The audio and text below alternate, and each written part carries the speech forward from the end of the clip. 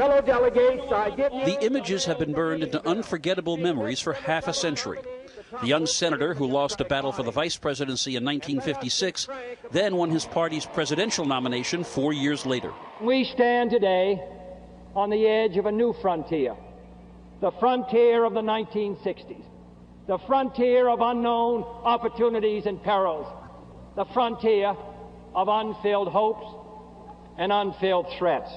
Those images include a memorable inaugural. Ask not what your country can do for you. Ask what you can do for your country. A White House impossibly young and glamorous. And then the other ineradicable memories. Mr. Chairman.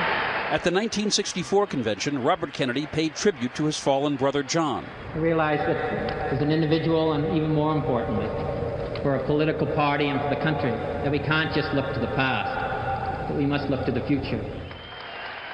4 years later, by closed-circuit television now, Ted Kennedy was paying tribute to the murdered Robert.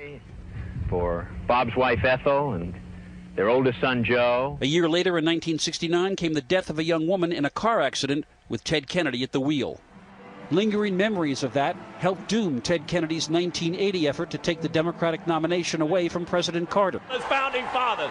But at that 1980 convention, Ted Kennedy's speech became a rallying cry for the liberal foot soldiers of the party. The work goes on, the cause endures, the hope still lives, and the dream shall never die. But beyond the personal triumphs and losses, there is another story, the political legacy of the Kennedys that began a generation earlier than most of us realize, and that shaped and reflects the modern history of the Democratic Party. It was Joseph Kennedy Sr., the patriarch of the Klan, whose political clout was crucial to Franklin Roosevelt's nomination in 1932, without which there would have been no New Deal.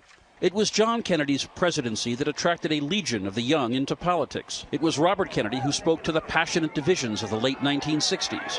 And it was Ted Kennedy who became the Senate's liberal lion, leading fights for an expansive federal role even as the country moved to the right. But now the Kennedy presence is fading. Carolyn Kennedy helped bed Obama's vice presidential pick, but has no apparent political ambitions. My father is there. Ted's son, Rhode Island Congressman Patrick Kennedy, is the only member of his generation holding office. And Ted Kennedy is in a battle with a life-threatening illness. In terms of electoral politics, in terms of having another Kennedy presidency, I think that dream is done. Tonight, another Democratic convention will pay tribute to another Kennedy.